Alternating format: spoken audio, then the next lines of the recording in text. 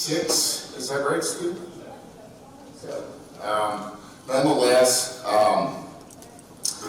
we look forward to some good interaction, and at the end of each speech there's going to be time for Q&A, which is good. So by the way, we're going to have 3 or 4 folks roaming through the audience to hand out mics to those folks that would like to ask questions to the speaker. So we kick it off. Our first speaker is Mr. Todd Schlekeway. He's President and CEO of NATE, National Association of Tower Erectors. Quite an organization. Todd is the overall leader of the association, which now has 1,065 members. So it's grown dramatically over the years. Prior to joining NATE, Todd worked for 7 years as founder of the communications firm Full Court Strategies Group, LLC. Todd also has extensive policy experience as he served for 2 terms in South Dakota's state legislature. Todd earned his undergrad degree from the University of Sioux Falls with a BA in History, Political Science, and BS in Exercise Science. And I believe you played college sports as well. So he also earned a master's degree in education from USF. So let's welcome Todd to the stage.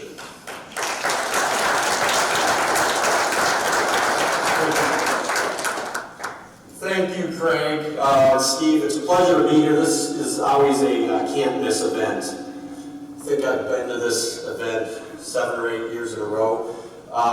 But no, I'm going to give a kind of a spring update on some of the NATE's top initiatives and industry initiatives today.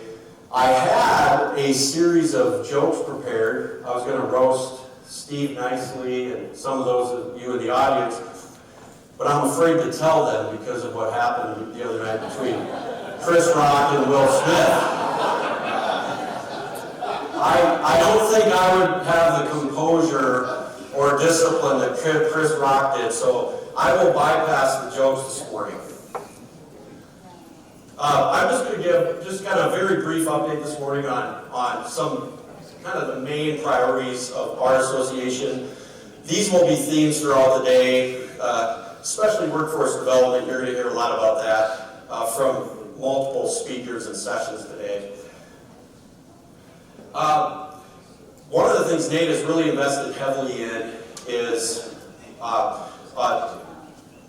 tower technician curriculum that we can package and have community colleges and technical schools adopt in order to scale these programs. One thing our industry does not have or has not had up until the last year or so is programs at these schools. I live in the upper Midwest. I always use this analogy. The wind industry, which God bless the wind industry, they get subsidies all the time. They're not as dynamic as wireless. Their industry ebbs and flows. They have way more programs in my part of the country where I live than wireless and telecom. So the industry collectively is working to change that, between what NATE's doing with some of the 2-year tech schools, between what WIA is doing with some of the 4-year programs. So we're making strides, but we just finalized this turnkey curriculum. We had a team of subject matter experts work over the last 10 months on this. And so we're very excited because it's going to be put to use in the industry this spring, and I'm going to talk about that here in a second, in the state of Ohio. It's a 7-course turnkey curriculum. Colleges can choose to set this up as 4-credit or non-credit programs, and these are the courses in the program. And another benefit of the way we've designed this program is all of these foundational certifications are embedded in the program. So if you take those 7 courses, you're also going to pick up all of these certifications. And you're going to be, why is that important? You're going to be job ready. Employers don't have to invest quite as much money on the front end for a worker they hire. Because right now, so much of the training, as all of you are acutely aware, happens at the employer level. And so I want to talk just briefly about the state of Ohio. Their governor's office of workforce transformation, led by Lieutenant Governor John Husted, they have invested heavily in wireless and broadband. They identified early on that this is an area that they can move the needle in as a state. And so we kind of have used Ohio as kind of a case study, what we'd like to see happen at scale nationally. So later this spring, in May, 3 programs are going to be started that are going to use that Tower Tech curriculum that I just showed you. There's going to be a program at Vanguard Sentinel Career and Tech Center in Fremont, Ohio, North Central State College in Mansfield, Ohio, and then Hocking College in Nelsonville, Ohio. And this is significant not only because there's 3 programs in one state that are starting the program this May, there's real money behind it. I mean, the state is using repurposed federal money, WIOA money, and which is Workforce Innovation Funds, and then some state money to get these programs off the ground. These programs are going to have equipment that they've already gone through the procurement process, paid for by these funds, training towers paid for by these funds, instructors and trainers paid for by these funds. So it's exciting because for the first time we really have a lot of momentum where we're going to see dividends really quick, because a lot of these programs are going to be structured as 12-week programs at these 3 schools. And why is that important? They could get credit and go on, apply that credit to a future associate's degree, or they can go right into the workforce after 12 weeks. So that's pretty important. When I'm in my role and I'm talking to contractors throughout the country who have such a dire need for frontline field-based workers. Here are some of the other community colleges that we've engaged with.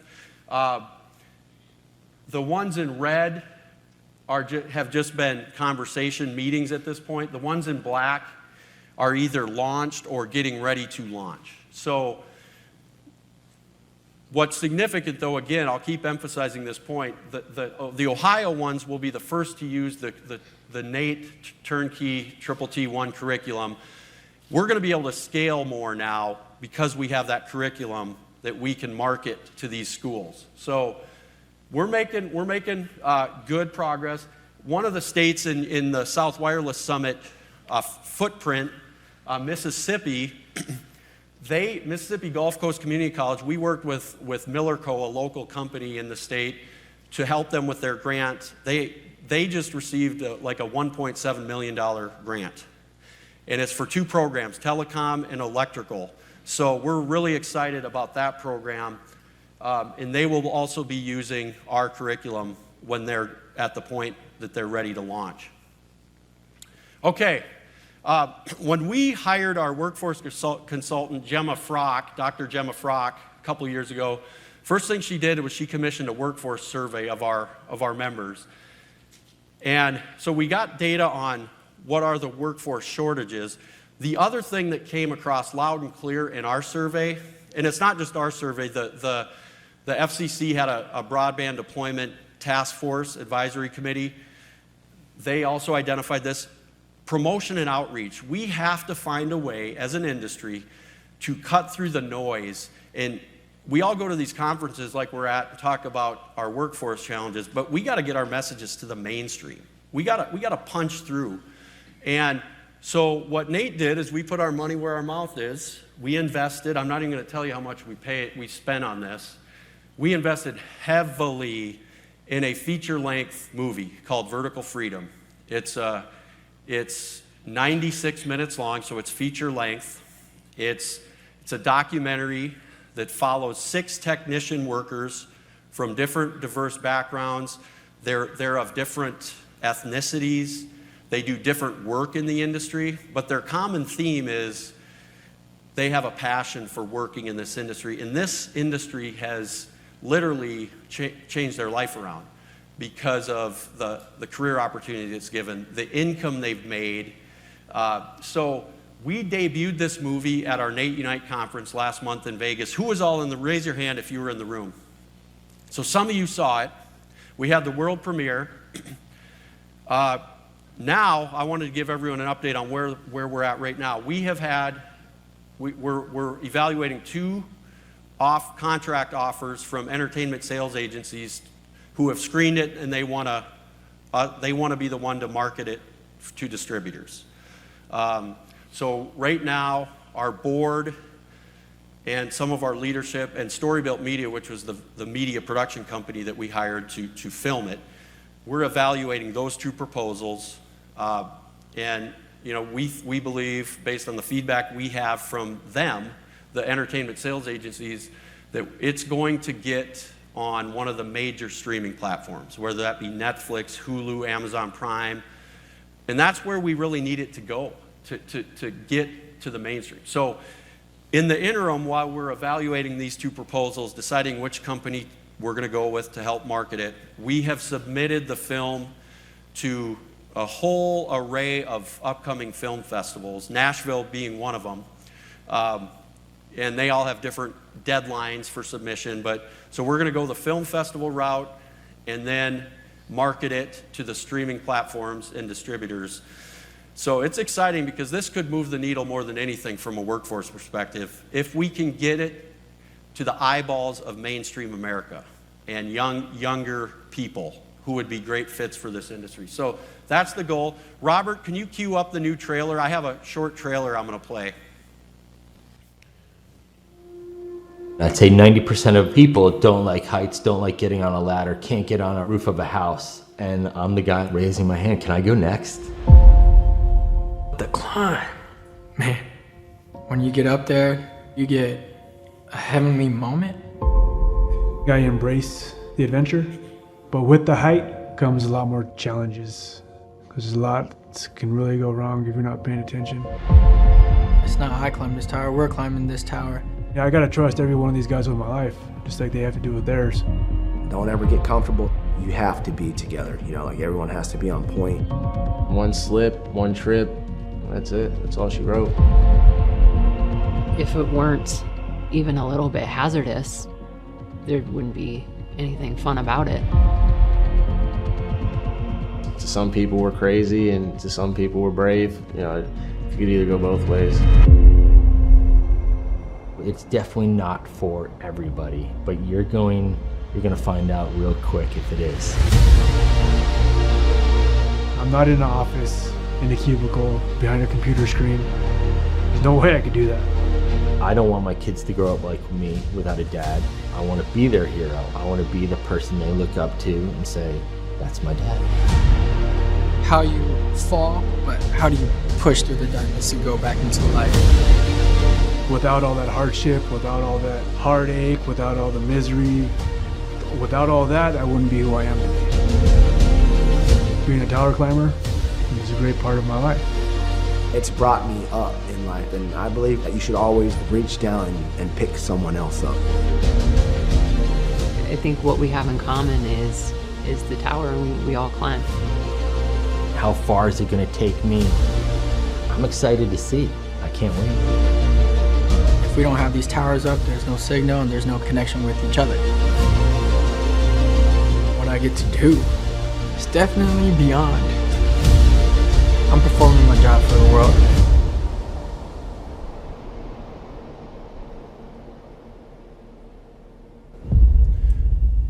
So that was the new trailer. When you work with an entertainment sales agency, you have to have a marketing kit. So that's movie poster, an official trailer that meets the specs time-wise of the industry in Hollywood. So we've prepared all this marketing kit, and that's the new trailer that I wanted to play today. Okay, Robert, you can transition. You won't have to wait long to see that. I have a feeling it's going to get picked up pretty quickly. Real quick on another important component of workforce development is certification, worker certification. And 8 years ago, if I stood up here, we didn't have the National Wireless Safety Alliance to talk about. And we now have ANSI accredited certification for tower tech workers, foremen, and field-based workers in this country. And so it's so critical. because now you have some degree of confidence whether the technician in Tennessee and the technician in Minnesota, they have at least demonstrated that they can perform their scope of work, their skill level, similar. You have that confidence. But I just wanted to share a few statistics. So look at the hockey stick curve there. The NWSA is making major strides, certifying more and more workers. And really, we have some of the carriers and tower owners deserve a lot of credit because they started, when you see this spike there, you had some of the companies step up and place the NWSA certification as a requirement in their MSAs. And there's more carriers and owners that need to do that, frankly, and we're working on them. But this is an exciting progress that the NWSA has made. Keep in mind, this has only been around 8 years. And look at just this last year, February 21 to 22, they issued 4,626 certifications. So in 1 year, if they keep this scale, we're going to get where we want to go as an industry. And again, it's so very important. Raise your hand if you would let an electrician into your house do critical wiring without showing you their certification card when they knock on your door. You'd kind of want to see something, wouldn't you? I would. I want the dish guy or the DirecTV guy working on my satellite cable. I want to know that he's qualified too. So same concept here. Tower sites are valuable real estate. There's valuable equipment there. There's a lot of training that goes on, and so the NWCA is doing a great job creating over time. This didn't happen overnight. Over time, a more professional workforce. Okay, real briefly, I want to touch on safety and compliance. One of NATE's core pillars is and always will be safety. All of you in the room know that. We have a signed national partnership now with OSHA and the FCC, and so we're starting to get data collected on a quarterly basis from tower sites. We have 92 companies participating in the program the first year, and that will continue to grow. But this is an example of the audit deficiencies that were uncovered in the first quarter of the program, which started October 1st to December 31st of 2021. And, there's not a lot of surprises. Rigging is usually one where you see deficiencies. There's PPE stuff, fall protection. But the goal of this is over time, we're going to have a treasure trove of data that we're going to be able to use to develop more best practice resources, safety standards, but we need the data to really tell us what's going on. So this is just the start of this process. And some of you insurance executives in the room, this won't surprise you because you tell me this all the time. Look at the vehicles and the DOT drivers. I mean, you can be the most trained technician from a fall protection, rescue, RF standpoint, and the driving could get you. And so it's just really interesting to see this data. And again, this is going to accumulate every quarter. We're going to have more and more data to focus on. And we have high-level people from Department of Labor and the FCC, including FCC Commissioner Brendan Carr is on the executive team of the partnership. Real quick, the two safety resources that are new that I wanted to highlight today. Our signature resource, the Climber Rescuer Training Standard, we updated that to include rescue, a heavier emphasis on rescue training. So this is new and it's free. If you're a NATE member, you can access it right from our site. A lot of the training companies use it to make sure that their training protocols are consistent with the benchmarks in the Climber Rescue Trainer Standard. And then we have a new safety and health manual, 56 chapters, sections of this manual on our website. You can print them off, download them individually. So if your company needs to upgrade your RF safety section, you can go find it on there. Anything, bloodborne pathogens, 56 different sections.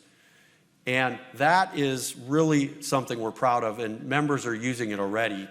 And it's really important for what I'm going to talk about next here. The compliance stuff. So one of the things I hear most of from contractors, if you break down and say, Todd, what do people in your role, what do you hear most from contractors? Hands down, number one, workforce. Number two, onboarding and compliance, whether it's a VETA or ISNnet. Number three would be the pricing pressures in the marketplace. We won't talk about that today, though. So how many of you have dealt with the onboarding process and had some degree of frustration with it? Okay, it can be a tedious process, and so we have Jessica Cobb, who's a NATE Board of Director, is on their advisory committee, as is NATE Director of Safety, Health, and Compliance, Kathy Steeler. So we've made strides helping our members navigate that process with the VETA. VETAs can't come to the table, and we're working with them to streamline some of the onboarding headaches that go on. And just know that if you're a NATE member and you need help navigating this, come to us because we can help you. We can get you to the right people.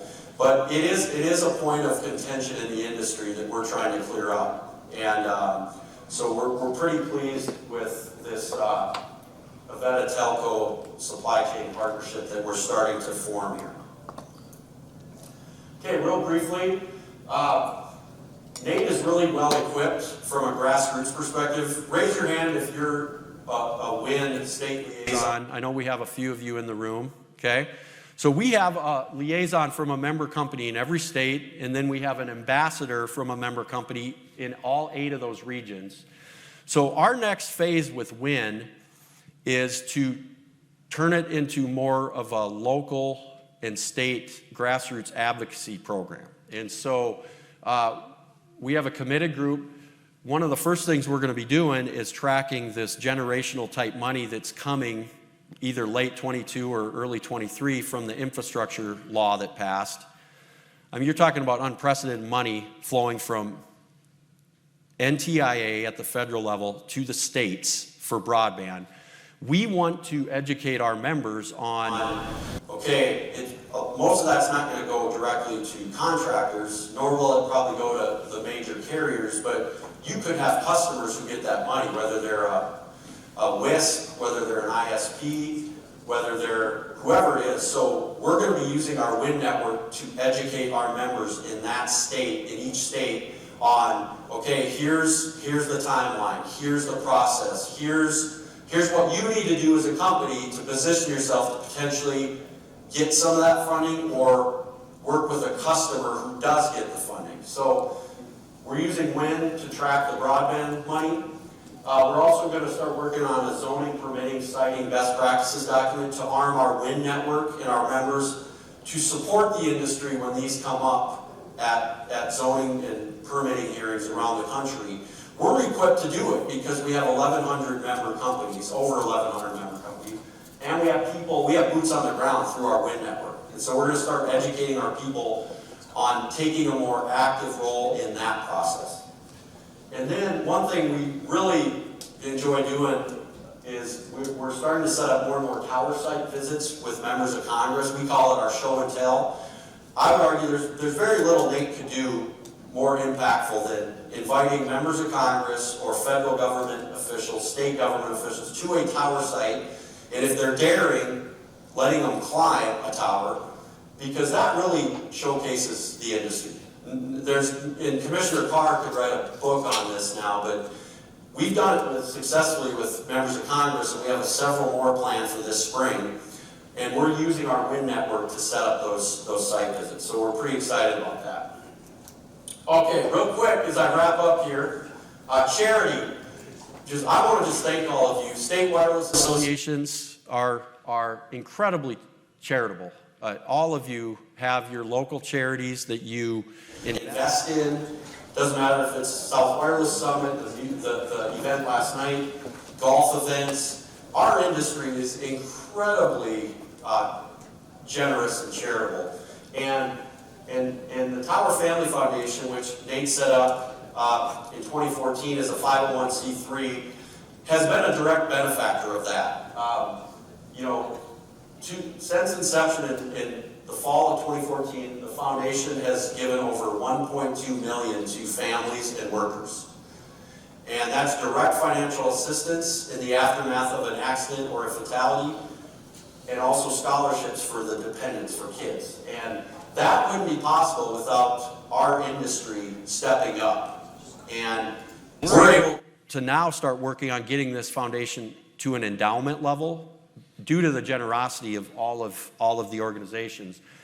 And there's no staff with the Tower Family Foundation. 97 cents of every dollar goes right to the family. So we keep admin. We're obsessive about keeping the administrative cost low. So, but I shared this because I want to thank all of you, because most of the state associations involved with South Wireless Summit has donated, and we appreciate it. Okay, just real quick, and I'm going to wrap up here, Steve and Craig. Just wanted to highlight a few upcoming events NATE has. We're partnering with Valmont to do a NATE UAS Expo in Valley, Nebraska, right outside of Omaha in late June. There's going to be a lot of testing going on. We're working with TIA on some testing, NATE testing. Really going to be a cool event. There's going to be opportunities to sponsor this, but NATE really has embraced drones, and we have a really active UAS committee. We believe from a work efficiency standpoint, with the safety standpoint, drones haven't come close to scaling the way they should in our industry, but we are going to get there. And so I wanted to highlight this event. Our Women in NATE Leadership Summit is in Albuquerque, New Mexico, September 20th. We're really proud of our Women in NATE organization. If you see NATE's membership growth, it's just been incredible.